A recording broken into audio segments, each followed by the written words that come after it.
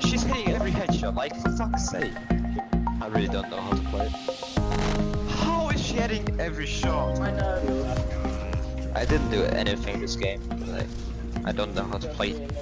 Sorry about that. Okay, the comp didn't work. Hello guys, my name is SVB and we're back for another VOD review. Today we're going to be doing something a little bit different and I hope you guys will find it helpful.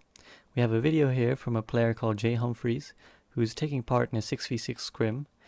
They're a Platinum level DPS and they'll be playing Widow, Hanzo and Mcree.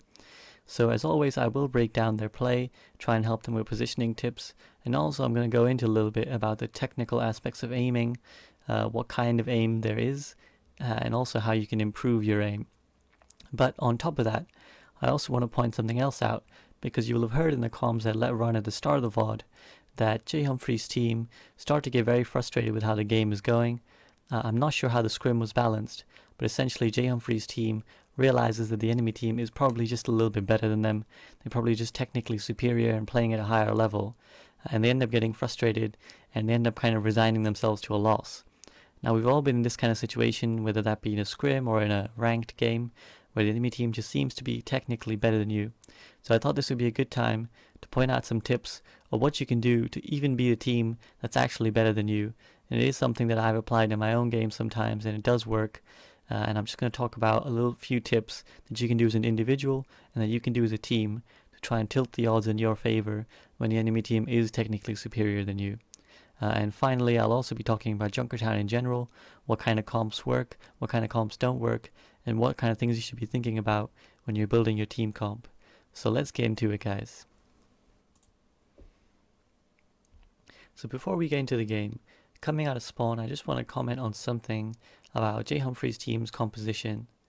Now, they're running out with a Pharah, a Zen, a D.Va, a Reinhardt, as a Mercy off screen, and then JHumphreys is on Widow. So this isn't a bad comp per se, but I just want to talk a little bit about what you should be thinking about when you're assembling a team comp and what kind of comps complement each other. So I think everybody understands the two major types of comps that there are. There's a dive comp and there's anti-dive, for lack of a better term. Now dive comp is quite simple to understand. It's usually led by Winston D.Va as tanks, although now with Hammond in the mix you can kind of throw Hammond in there in exchange of one of those two. And their job is to kind of jump the enemy back line and try and take them out quickly, and they're helped by their DPS, who are usually very mobile, and they can jump in with them, or they can do damage from afar and allow Winston and D.Va to jump in and capitalize. And then with the supports are usually quite open for both dive and anti-dive, but you pretty much can't really play Moira with a dive comp because her healing is so short ranged, and because her orb is unreliable source of healing, so she can't really keep up with a dive comp. Now, ordinarily, Brig would also fall into that category, but if you guys have been watching the World Cup that just went by, you'll have noticed that almost all the pro teams played Brig, even when they were playing Winston and D.Va, and the reason for that is they were playing Brig in that third DPS slot, and using her almost as an enforcer for their own backline, to protect them from any dives or any isolation at all. So in that case, you can play Brig, but don't play Brig as one of your two supports, because your team will definitely lack healing. Just play the Brig as a backline enforcer, and think of her more as a hybrid DPS who heals. So the other style you have is a fat, anti-dive, kind of heavy comp. These are always short ranged, and they're a little bit more variable with their tanks, because you can have both Ryan or Orisa in these comps, and then behind them you'll usually have a Zarya, a Roadhog, or even a D.Va. Now these comps rely a lot more on brawling in short enclosed spaces, because almost all the heroes will do damage at a much lower range but a much higher output of damage, so they rely on short range and getting up close to the enemy. Now the comp that JHumphreys' team has picked is kind of halfway in between the two. So they wanted to pick Ryan Zarya, but in a way that would have been even worse, because Reinhardt is very short ranged and so is Zarya, whereas the DPS they've picked are actually very long range. So when you play Widow and Pharah, these are the kind of heroes that do large amounts of burst damage in one go. So when a Pharah lands a big rocket, or a Widow lands a body shot that doesn't kill somebody, the enemy will be down to very low health, and that's where dive tanks like Winston and D.Va are great for following up on that damage. And also if you had a DPS partner who was a Genji or a Tracer, if you hit somebody you can call out, and any of those other heroes can follow in and finish up the kill. But when you play Reinhardt and D.Va, Reinhardt is very short range and he can't follow up on anything. His primary job is as a shielder and as a protector. And again, if you're playing D.Va as your off tank to a Rein, she needs to be there to protect your Rein. So she can't really be there going up to follow up kills. So this will leave the Reinhardt very isolated because his DPS are very far away, and he's pretty much going to be on his own on the payload if the D.Va ever has to peel for one of the supports. So this is what I mean about the comp not really complementing each other. The heroes are all kind of trying to do slightly different things. So you should kind of keep those things in mind when you're building a comp. And we'll see how this plays out for JHumphreys' team. So now coming into the game, out of the gates, you can see already immediately JHumphreys' Zen gets picked off by the Widow. Now that happens to all of us, but as when you're playing Widowmaker in this scenario, you need to quickly clock that, okay, there's an enemy Widowmaker in the team. And when that scenario occurs, where both teams know that there's a Widowmaker on the other side, the Widowmaker's responsibility becomes, number one, to kill the enemy Widow. Because ultimately, the best counter to a Widow is another Widow. Because they obviously are great at picking out each other at long range. So when you know there's an enemy Widow in play, you immediately have to start focusing on a Widow one-on-ones. Once you kill the enemy Widow, you'll have a lot more space to go around and affect the enemy team, because you know that threat to your life won't be there. But as long as the enemy Widowmaker is alive, there's a big threat that any time you might peek and get headshotted. So you have to focus on a Widow one-on-one. But unfortunately, JHumphreys doesn't really clock that for a while, and I'll get into what happens as we play this video.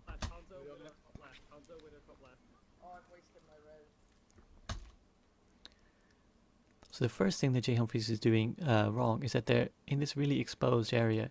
These railings provide them with no cover. So while they're taking these shots, the enemy team has full sights of JHumphreys, and pretty much anybody can hit him now at this point. Anybody behind this shield can hit him, and this Genji can hit him. So you really should try and move to the right, which he does eventually, but it takes him quite a while to do that. Yeah, I'm gonna switch. Yeah. Makes sense. So already the enemy Widow has picked off the Pharah as well, and JHumphreys hasn't even spotted them yet. And in this case, you really need to be aggressively looking for the enemy Widow, because she's already got 2 picks and she's already putting so much pressure on your team. And as the Widowmaker, it's your responsibility to take care of her. So in this scenario, you need to really look out for the enemy Widow. But again, you can see here that JHumphreys keeps poking that same spot for so long. The enemy team eventually realizes where they are. They keep spamming. And then after coming out to get some heals, JHumphreys again comes out from the same spot.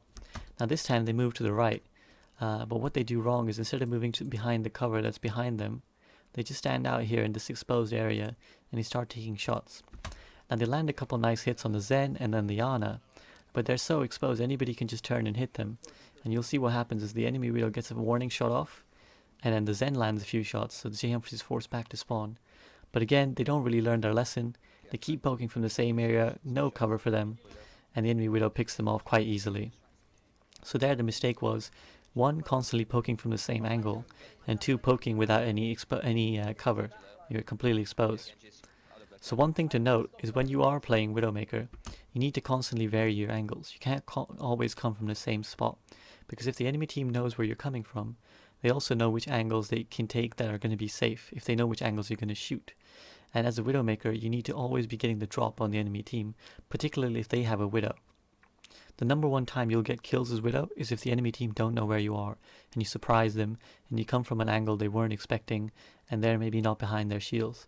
So in this case, JHumphreys needs to start trying to go along the left, or they need to try and flank far around the right to try and get into this backline area, so they can really get the drop on the enemy team. But instead they keep poking from the same area, and again it becomes very predictable. The enemy team knows where they're going to come from. It becomes very easy to kill JHumphreys. So you'll just see there that the enemy Widow launched a warning shot at JHumphreys. Now, if the enemy Widow hit this shot, JHumphreys would be dead, and there's nothing they can do about it. And again, the reason is that the enemy Widow knows exactly where to expect JHumphreys from. They're coming from the same area, no cover. Thankfully, they miss, and JHumphreys is able to capitalize. But again, that's a sort of error of positioning. And again, JHumphreys, after getting this kill, they decide to move in aggressively, which is good. But they're just peeking the same angle, same predictable spot, and they keep peeking the same area, and you'll see the enemy Zen now knows where he is, and he starts firing orbs at JHumphreys. And because JHumphreys is peeking from the same angle, eventually the Zen is going to land enough of these orbs to kill JHumphreys. And now JHumphreys decides to swap already, even though they haven't really been doing that badly. It's just poor positioning that's cost them. But they decide to switch to Hanzo, and that doesn't really go too well for their team.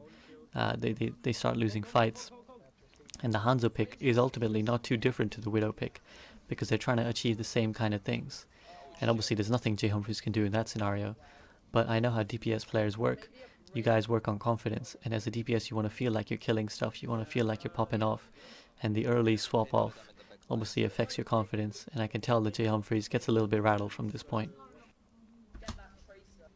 So fast forward into this next skirmish, and you'll see here that on the right hand side the friendly Genji has just died. Now obviously we can blame the Genji and say that he's in a poor positioning there, he's off on his own doing nothing. But at the same time he's also doing what Genjis like to do and Genjis have to do, and that's flanking and trying to get onto the enemy back line. And again, this is sort of the mistake of JHumphreys' team comp, where they're running this Reinhardt and they're running this Hanzo now, they've got a Brig now as well. And none of those heroes really want to do the same kind of thing that Genji's trying to do. So you have to either switch off the Genji or pick a comp that complements the Genji, because when the Genji's isolated, he's always going to die like this.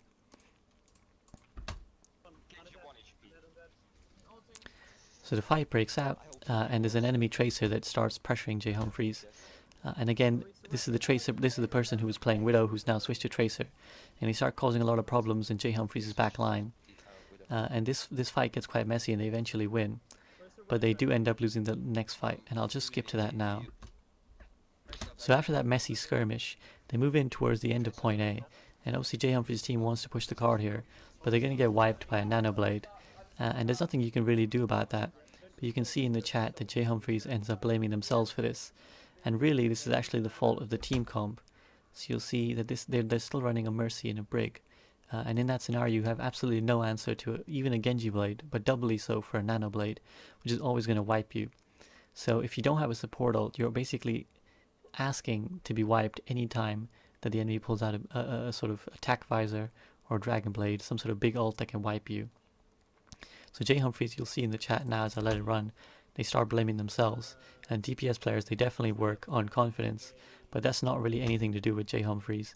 JHumphreys, couldn't really have done much there other than pop off to some tremendous amount, but that can't be expected of any player. So that's really a compositional fault. So I'm just going to turn up the volume so you can hear the comms for a little bit, because JHumphreys' teams are making some nice decisions. They're trying to coordinate as a team, and they're trying to push together, so I'll let you hear that. They still have trams, they have bomb go, they have pulse, or did they use it? Tracer is engaging too hard. Okay. This is our last Should I fight. just I've Dragon's got- go in? I will have Valkyrie for this fight. Let's push right side, right side, right Yeah, side. push right side, push right Do you want me side. to Dragon's go in? Yeah, sure.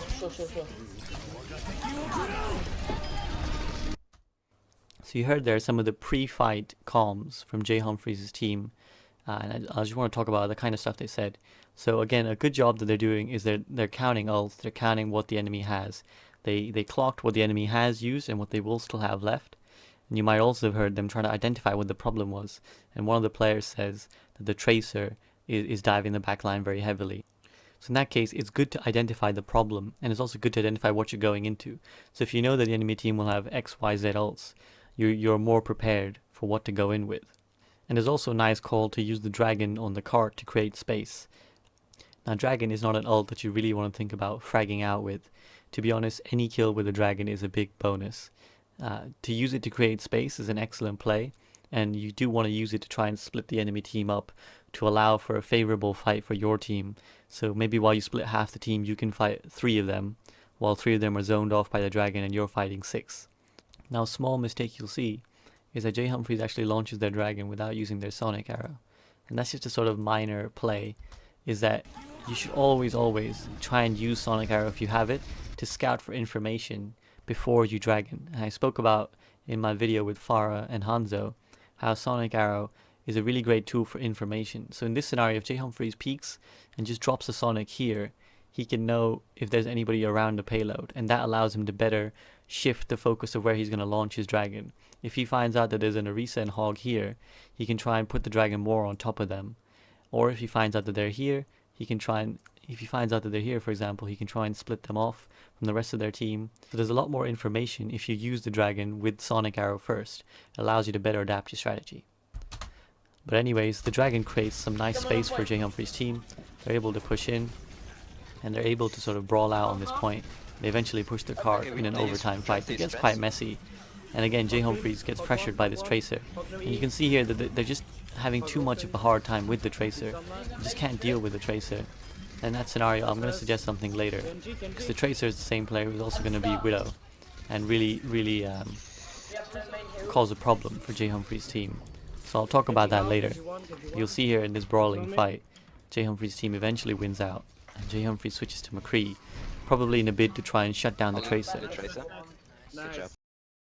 So JHumphreys' team pushes the car under the pass, and the next fight is about to break out. And theoretically, McCree is a good pick here if you want to shut down a Tracer and a Genji, because his flashbang is an excellent tool for shutting down the diving heroes who are otherwise quite hard to pin down. But you're going to see here the JHumphreys' team lose this fight. And I can definitely already tell from the video that JHumphreys is blaming themselves for this fight loss. And as I let it play out, you'll see that he tries to move into this side flank. His Mercy gets picked off. Now he's in a bad position because he's isolated himself from his team. So you can see his Ryan here, his Diva here, and his Brig is around here somewhere as well. So on the one hand, it is a good idea to get flanks as McCree. But when you have diveable characters, so Genji and Tracer as well who's around, people who can jump on you very quickly, it's not a wise idea to isolate yourself as somebody like McCree. Purely even from a numbers point of view, where a Genji Tracer are diving on you and they're 2-on-1 on you. But also, you're asking yourself to be put in a very high pressure situation. And if you're not feeling confident, and definitely if you feel like the enemy team is more technically skilled than you, then you don't want to put yourself in unfavorable positions against them. You don't want to put yourself in a high pressure situation where you're one-on-one and you have to win the duel, because if you don't win the duel, your team's going to lose the fight. What happens here is the Genji dashes in, he Dragon Blades, JHumphreys flashes him, but of course it's too much for him to kill a jumping ulting Genji, who also happens to have a Harmony Orb on him. So in that scenario, again, JHumphreys, I can tell, will blame themselves for that kill. And partly, yes, if they had hit 2 amazing shots, they would have killed that Genji. But you're asking yourself a lot there in that situation, and you shouldn't put yourself in such a high pressure situation where it's either you or them. Stick with your team and play around the comp you've built. So in this case, they picked Brig to try and shut down the flankers, so stick with the Brig. Stick around that player so that you can make a more favorable fight for yourself. If the Genji wants to dive you, well, he has to dive you in the Brig too. So now you can team up on them. And that's what I mean. If the enemy team has the technical advantage on you, try and flip the roles. Try and stack the odds against them. Put them in unfavorable positions. Don't put the pressure on yourself to one-on-one all of them, because that's never going to work. If you're technically superior, you can take one-on-ones because you'll win a high percentage of them. If you win 80% of one-on-ones, then you're going to have a much higher impact than the other DPS. But if you're going to lose those one-on-ones, don't keep putting yourself in an area where you know you're probably going to lose, and then that only makes it harder for yourself to win the next fight because you've put yourself under so much pressure and you feel like you're underperforming. Nice Tracer pick though. So moving forward to the next fight, JHumphreys' team are going to try and push the car underneath this pass, but they're going to lose this next fight, and you'll see in this engagement that JHumphreys does miss a lot of shots. Now that's not something to beat yourself about too much, because we all miss shots, and it doesn't matter how good you are going to have that period where you're just like 5, 6, 7 shots in a row, you're just hitting 1, maybe 2. So that's not something to beat yourself about. But I will try and give JHumphreys a little bit of advice on how to improve their aim going forwards. So I've spoken to a lot of my friends who are DPS players, GM and top 500 level players, and the things that they told me were all kind of the same, which is that you need to figure out your sends, and you need to figure out what you're comfortable with if you're going to play a character that's aim heavy. So I'm just in the practice range now, and I'm going to try and illustrate to you guys a couple of different ways in which you can aim. So the first method of aiming is known as flick aiming.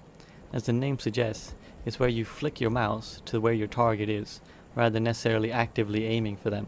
So you can see here that my crosshair is quite a little bit away from the bot, and if I was a flick aimer, I'd just be flicking to their head like this. The second form of aiming is known as tracking, and that's where you use your mouse to just follow where the bot is going. So in this case, I would just be following the movements of the bot. If I show you now, if I was a tracker, I just move with where the bot is going. So you just follow your mouse with the bot, and wherever it goes, your mouse cursor goes. Now, of course, it's easy with bots because bots move in a predictable pattern, but you get the idea. Now those are the two main styles. You can of course have some sort of hybrid in between, and you can lean to one side more than the other. So you might be somebody who tracks roughly but then makes micro adjustments to flick at the last minute. Or you might be somebody who's much more comfortable just tracking, just aiming, just following. Or you might be somebody who's really comfortable just flicking. So that's something you're going to have to figure out if you're going to play an aim intensive hero, or just really any hero in Overwatch. You do need to figure out if you're a flick aimer, or if you're somebody who's more of a tracker, or if you're somebody who's in between. So just any of you who aren't sure which one you are, go into the practice range and try and figure out whether you're better at flicking or whether you're better at tracking. Now another thing that might help you when you're trying to self-analyze your aim is to figure out whether you're always overshooting or undershooting when you miss. So what I mean by this is, if I was to aim for this bot and if I always shoot in front of where he is, that means I'm moving my mouse too much. And if I always shoot behind where he is, so if I let him move, I'll let this bot move. If I always shoot behind where he is, that means I'm not moving my mouse enough. So you need to again figure out if your aim is off and you can't really tell why. Try and figure out if you're over aiming or under aiming. Now once you've figured out whether you're an over aimer, under aimer, flick aimer, tracker aimer, or somewhere in between, you then also need to start working on your sensitivity. Now I'm sure you all know this, but if you just go into your controls, look at your sensitivity, you can customize it for all heroes, for certain heroes. If you just want to customize for Mcree, you can do. And generally the rule of thumb is the lower the sens, the better accuracy that you'll have, because each movement of your mouse is more precise to each pixel, as it were. Now again, depending on how seriously you want to take your aim, whether you're playing aim intensive heroes or not. But in JHumphreys' case, if you do want to play hit scan heroes, you need to obviously invest in a mouse where you can change your DPI, play around with your DPI settings, and then try and lower your sens as much as you can, really, to the point where you're actually comfortable and where you're consistently hitting the shot you want to hit. And again, speaking on the technical side of aiming, you should be trying to aim with your arm and not your wrist. So just try and watch yourself the next time you're aiming, and watch whether your arm is moving entirely or if it's just your wrist that's moving. If it's just your wrist, that's not really good, both from an aiming perspective and also from a physical perspective, because just singularly wrist aiming can be quite bad for your physical health, and that's what causes wrist related injuries. Ideally you want to aim with your entire hand so that you're making big movements on the mouse pad, and this is where a large mouse pad helps as well, because it gives you more space to make those big movements with your arm. And it can feel unnatural at first, but once you get used to it, you'll see the difference of making those bigger movements with your arm, how they help with your precision if you lower your sens. So again, fast forward to the next fight, and you'll see again this doesn't go well. His team commit with a Valkyrie, and they try to engage quite hard, and a call goes out, which I'll let you hear, that there's a Tracer behind, and JHumphreys goes to try and deal with her, but he ends up missing, and I'll just break down after you've seen the clip why that happens. Guys, I've got Guardian, I've got Guardian Angel. They didn't have strength, I think, last fight. Tracer behind, high ground. I popped Guardian Angel. Did you behind us? I missed Shadow. Yeah, I'm just getting. Get one. So as I take this clip back, you'll see again what happens is JHumphreys hears the call that the Tracer is upstairs, he's behind. He goes to try and deal with her. He lands one shot, and then he tries to flashbang, but the Tracer recalls before it lands. Now he's in a tough situation. Now there's two sort of mistakes here. The first is that JHumphreys has the drop on the Tracer, so to speak. He's got the surprise element. So in this scenario, the first shot that he hits puts a lot of pressure that first shot has to hit ahead. If he just sneaks up on this Tracer now, he throws the flashbang first, he's got an easy click to just kill her there. But instead, he kind of maybe a little bit panicking on sight, he's seen the Tracer, he just shoots, and he gives his position away. Now the Tracer knows where he is, and she recalls before he can flashbang, and now he's in trouble, because he knows that enemy Tracer is essentially better than him. She can one-on-one him. And again, going back to what I was talking about, when you know that the enemy is better than you in a technical one-on-one situation, you need to create every advantage that you can for yourself. So the flashbang in that scenario and the McCree pick is an advantage. So you need to use it. Don't try and out-aim them, because you'll feel bad when you inevitably lose most of the time. And you'll see here, under the pressure of trying to kill this Tracer, he's tunneled so hard. JHumphreys is taking damage from behind, the enemy Genji's on him, and he eventually just dies because he's put so much pressure on himself. In reality, he could have just snuck up on the Tracer, flashbanged her, and that would have been that. And unfortunately for JHumphreys' team, that's the last attack they have that round. And it ends there. They don't push the card any further, and now they have to go to their defense. Okay. The comp didn't work. And you'll hear in the comms there that clearly the team now realizes that the comp didn't work, which is good. Yeah, The team as a collective is identifying the symptoms of what's going wrong. Why Unfortunately, are they aren't able to asking for diagnose cost? how to solve the problem. So as you can see from this top down of Junkertown, it's a map that varies quite a lot. So this first area is very, very open. And you can see here there's very little cover. There's these buildings.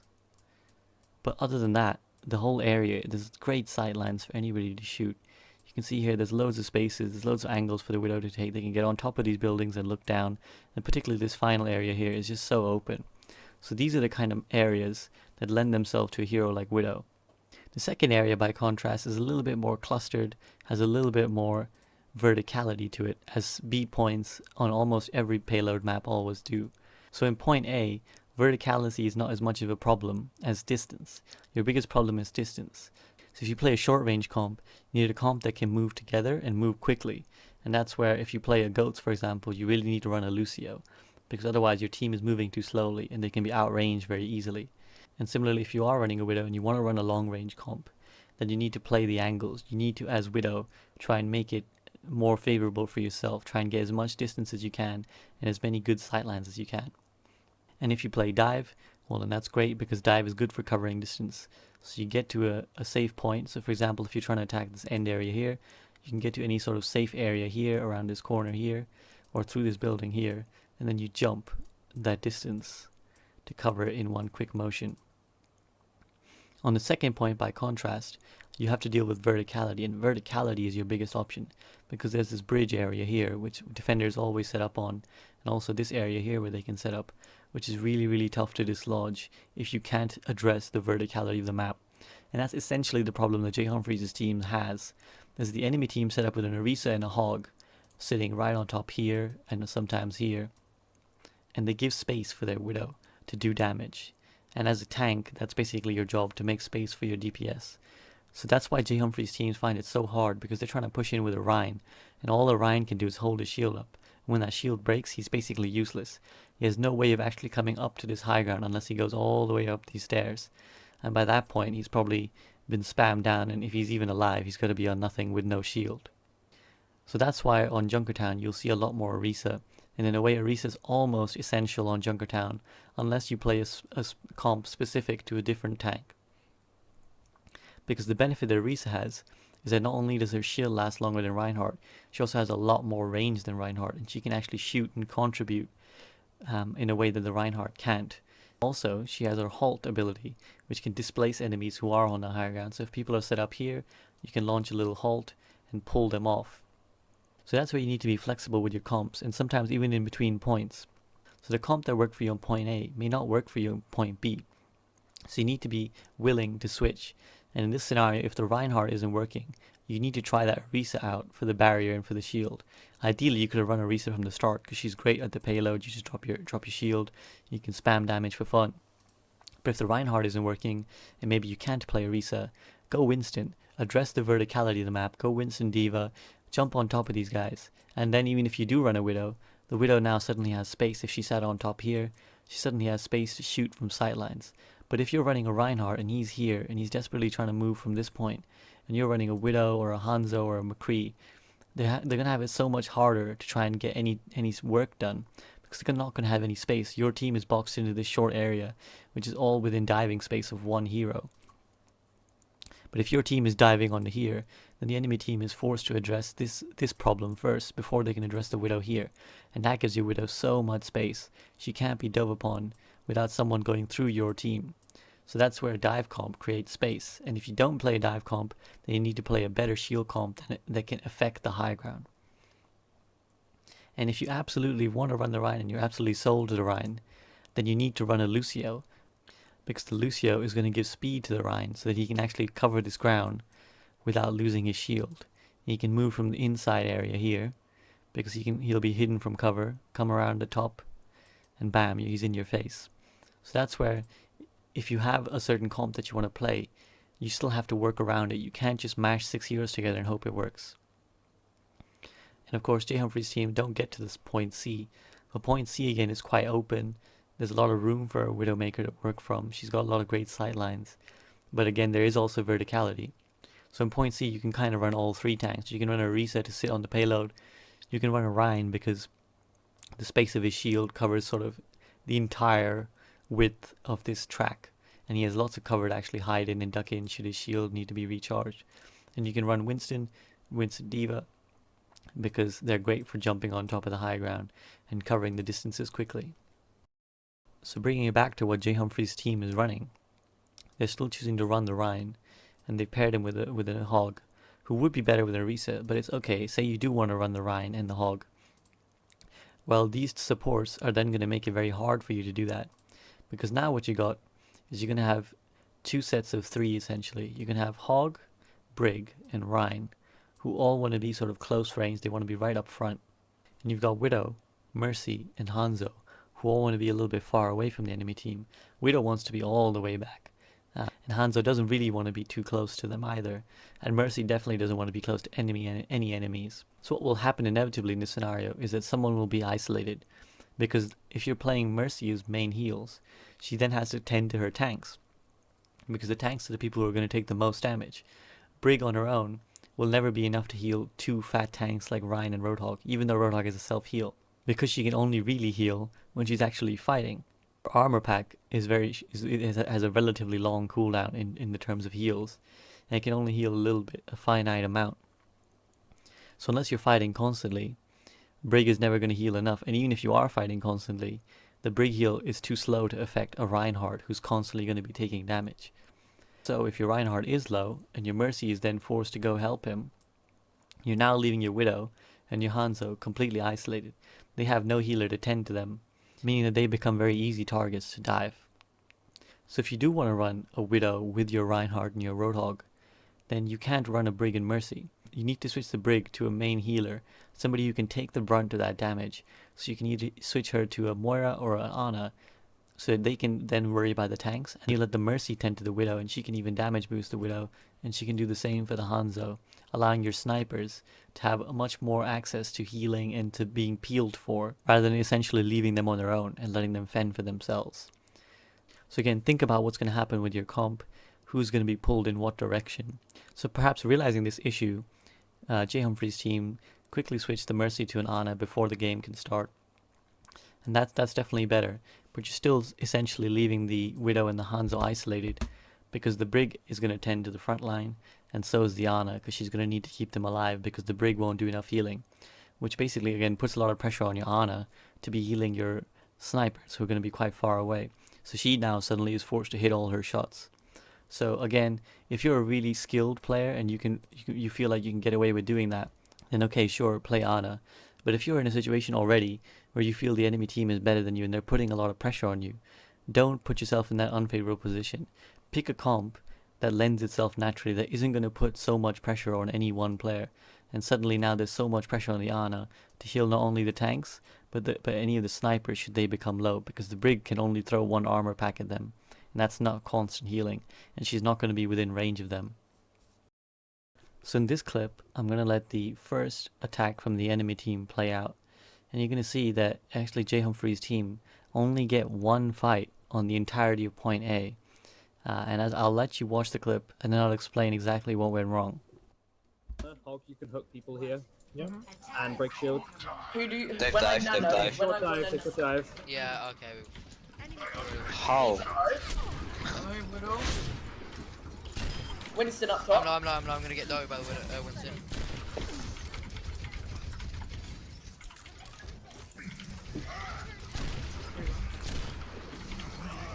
Yeah, I'm dead. Get back. Get back. Disengage, disengage. Kill Genji. Disengage, disengage, guys. I can. Help her Widow. Ah, she's dead. Yeah. So coming out the doors, immediately what happens is that the enemy Widow picks off the friendly Hanzo here. JHumphreys Hanzo. There, bam.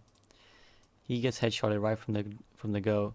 And that's kind of poor positioning there, because if you don't know what the enemy team is running, you can't just be peeking that easily, that quickly. If you know that they played Widow to start with in the first round, so you can't just assume that they're not going to run Widow. You have to play for the possibility that they run Widow. So you can't be peeking in that scenario. He gets punished because the enemy Widow is very good at capitalizing their mistake. And now suddenly, JHumphreys is in this position where he has to kill the enemy Widow. Now, he does do a good job. He does kill the Widow. Although again, he's kind of peeking from the same spot and making the same mistake. And he wins out just on the fact of pure aim. But now, this hookshot really is going to land them in trouble. Because when you're playing Widowmaker, hookshot is your primary mobility. And it's the only real way you have of escaping when you get dove on. But he ends up using this hookshot to almost no effect. He just tries to hook up. He goes behind his thing, and now the enemy team knows where he is. He even says in the comms that the enemy team is going to dive him.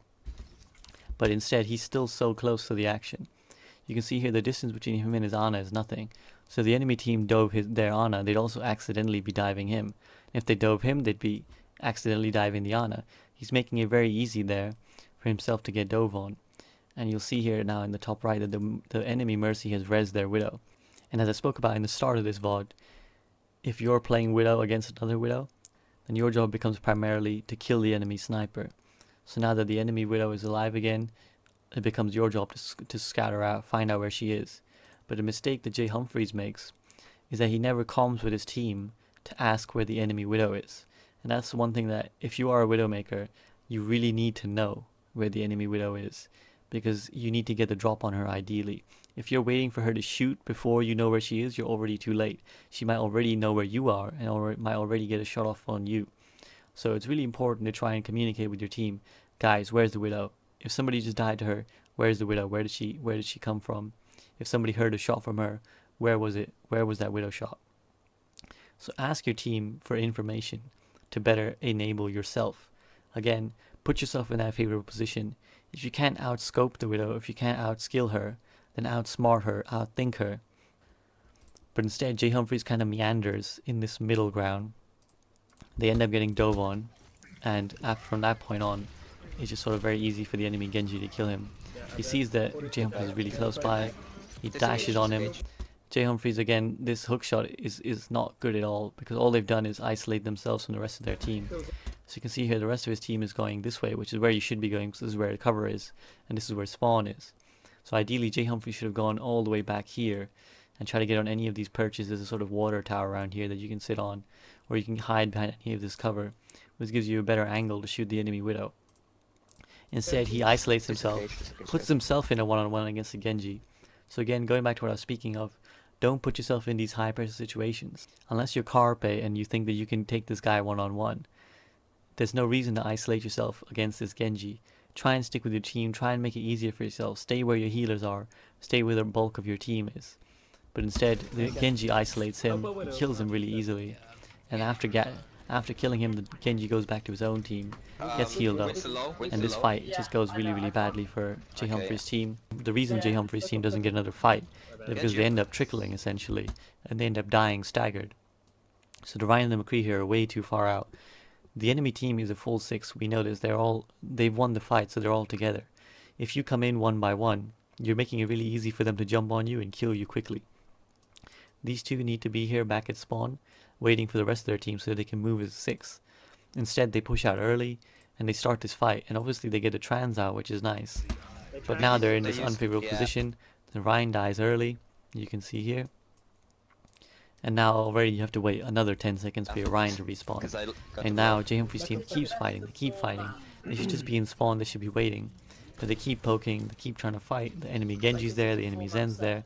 In a second you're going to see the enemy Widow comes in and snipes JHumphrey. There, bam. She's peeking that angle, she's waiting, she has the advantage, right? She's all set up. Your team is the one that needs to get the positioning back. So in this scenario you need to wait for all 6. But instead, JHumphreys' team trickled, they're waiting way too far ahead. They're in engageable distance. and JHumphreys dies again now, meaning that his team has to wait another 10 seconds, and that means they can't really get another fight. And again, the enemy team launch a Diva Bomb. They engage because JHumphreys' team is sitting so close. And we know they're at a man disadvantage. We know they keep losing players. So they just keep asking to be punished by playing so far out. And they just keep dying one-on-one, making it really hard for them to regroup and actually get a proper fight in on point A. I almost had my Like, she's hitting every headshot, like, for fuck's sake. So as you heard in that clip there, JHumphreys' team is now getting frustrated with the fact that they just cannot deal with this enemy Widow.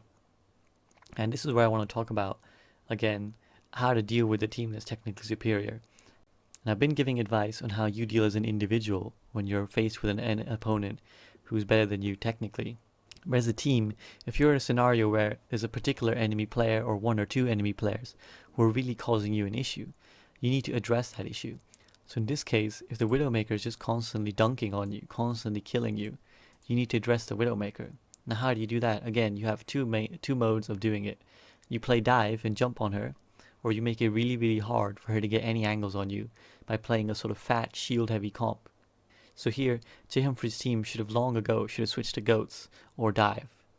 The reason being that with dive, you can just jump on the Widow and put so much pressure on her that she has no way of actually getting shots off for free. Or, if you're not comfortable with that, or if you prefer a different style, go for goats. You have the Reinhardt shield protecting everybody, and with all these fat bodies in the way of a Roadhog, a Zarya, or a Diva, it becomes almost impossible for a Widow to get clean shots on your team. And even if she kills one person, hopefully you're brawling in a 5v6 scenario. If the Widow is far back from her team, you're going to be 6 versus 5 5 at best of the enemy clumped up. So you can beat them in that 5v6, and then even if the Widow does get a kill, you've won the team fight. And Junkertown is a map where you can actually play goats really easily when you're defending.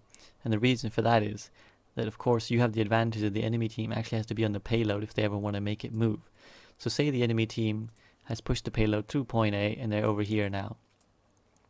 You have the advantage when you're playing goats is that the minute they step on the payload, that's when you engage. And particularly on point B, there's lots of places for you to hide.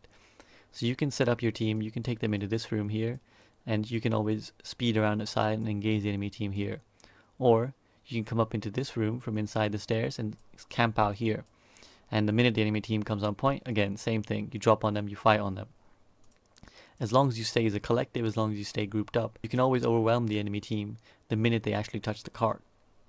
It's harder when you're attacking because the enemy team can just set up a heavy shield comp and just spam your shields down before your goats comp ever gets to engage on you. But when you're the defender, you have the luxury in a payload map of knowing that the enemy team is bound to the payload. They have to move the payload if they actually want to go anywhere. You can take advantage of that by just punishing them anytime they get on the payload. If they want to play a long range Widow comp to try and counter you, well, that's fine. Just don't give the Widow any angles. If you're sat in this room, what can she do? If you sat in this room, what can she do? If you sat in this room, what can she do? And if not, and if you don't favor goats, then again, just go dive. If the Widow's here, you again come through from here. You can jump her on top here. You can jump her through this room. Just, put so much pressure on her that she doesn't feel comfortable playing Widow anymore. Make her switch off. Make them play an unoptimal comp. Make them play something they don't want to play. Now here, moving into this next fight, JHumphreys just makes a couple positional mistakes that I just want to point out for any Widow players, is that this is just not a good angle for a Widow to be looking through. This is such a narrow doorway, and you're really not making it easy for yourself to actually get a good sight lines on anybody. You're essentially waiting for them to come through here before you shoot anyone. Up these stairs is a much better angle because they give you a good sight line on the point. And you'll see here that under pressure of feeling like nobody's going to touch the payload, JHumphreys ends up jumping on the point, and now they're right in the middle of everything. They're right next to the payload. The Winston's right here. Anybody can dive them if they want to. So obviously I understand the pressure of, oh no, we might not touch the cart. But in that scenario, if you're a Widow and the rest of your team is alive and they are moving towards the cart, you don't really have to worry about jumping in. It's not your responsibility as Widow to contest the cart unless everybody else is dead. So in that scenario, you're much better off getting a favorable position so that when your team does get into the point and does start contesting, you can enable them by providing pressure from a far away sight line. but unfortunately JHumphreys doesn't do that. They're right in the middle, and they get you know, slashed by this Genji quite easily. But his team does win the fight, which is good for them, so they live to fight another day. Mercy. She's high ground, right side. So now the next fight is about to break out, and again, you can see the same mistake from JHumphreys. They're way too close. They use their hook shot here to get close, and even though they know that the enemy team is all around them, they're all in that bridge area. The Genji's coming, the D.Va's coming, pardon me. So they know that they're within diveable distance, but they're still peeking, they're still poking. They're kind of, again, just asking to be dove upon, inviting the enemy team to dive them. In reality, they should be far back, ready for the enemy dive, too far away from it, from their range. That happens to all of us. The hook shot just goes wrong, and that basically play is enough to lose his team the round. They die after losing 2 people, and they end up, the enemy team pushes up the car all the way, and that's GG. And that's all I got for today, guys. So just to summarize what we've been through, let's go through the points. So how to beat an opponent who's better than you. Pick a comp that's going to counter what they're doing. You know, focus on what the problem is. So if there's a Tracer, if there's a Widow who's causing you a lot of issues, focus on shutting that down first. Don't put yourself in one-on-ones as the player who's technically outmatched. Try and put yourself in a favorable position and your opponent in an unfavorable position. Take the areas that they know they don't want to be in, and don't isolate yourself. And coordinate and call out with your team. Let your game sense beat their technical skills. If you're calling out with your team, if you're all moving as one direction and the enemy team has any weaknesses, you can definitely exploit that, guys. DPS tips. So as Widow, don't peek the same angle repeatedly. Focus on that Widow one-on-one, because that's ultimately going to define the game. That's what's going to win the game for you. And try and flank, try and take angles that they don't expect. If you get the drop on her, if you get that first shot off, then you're most likely to win. With Hanzo, just a small tip, use your Sonic Arrow before you use the Dragon Strike to get your additional information. And finally with Mcree, don't try and isolate yourself, especially when there are multiple divers who can jump on you. Compositional tips, figure out what you're going for. Are you going for a dive, or are you going for a short range comp, or are you going for somewhere in between? And make sure you understand how every hero will complement each other. Don't pick a comp where some members will naturally be isolated, so your healers, for example, are naturally pulled to the tanks, and that leaves the DPS exposed, or vice versa. So just think about how every hero is going to complement the other one. Just try and bear in mind the things I've said about what kind of comps work. Aiming tips. Try and figure out if you're a flick aimer or a tracking aimer. Again, just go into the practice range, guys, and figure this stuff out. Figure your sensitivity, figure out your DPI setting, whatever you're comfortable with, that's what matters. Remember to try and aim with your arm and not your wrist, and just try and bring your sens down as low as you can with those large movements of the arm on the mouse pad. And finally, if you are missing, figure out if you're overshooting or undershooting and work to fix that problem. And finally, Junkertown tips. Point A is very open, so remember that you have to pick a comp that will cover the distance very quickly, whether that be a short range comp with Lucio, who's going to speed the people around, or whether that's a dive comp that can cover distance very quickly, or whether you go for a sniper based comp that don't need to be particularly close to get damage done. Point B has a lot of verticality, so you have to address this, particularly that bridge area which enemies can often hold up on. So if you need to address that either with the Lucio speed to get up there quickly, or a dive comp who can jump up there with a Winston and D.Va and who don't need to care about multiple levels. And then point C has both. But remember, guys, don't be afraid to switch. Don't be afraid to keep changing if something isn't working. Figure out what the problem is again and try and address it. So I hope you guys enjoyed the video. I hope you guys found it helpful.